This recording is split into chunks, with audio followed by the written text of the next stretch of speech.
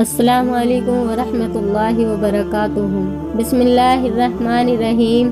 اللہ کے نام سے شروع جو بہت مہربان نہایت رحم والا ہے۔ ناظرین، میں آپ کو بخاری شریف کی ایک حدیث بیان کرتی ہوں۔ ان رجلا اتى النبي صلی اللہ علیہ وسلم فقال متى الساعة یا رسول اللہ صلی اللہ علیہ وسلم قال ما عددت لها قال ما عددت لها من كثير صلاة ولا صوم ولا صدقة ولكني احب الله ورسوله قال انت مع من احببت۔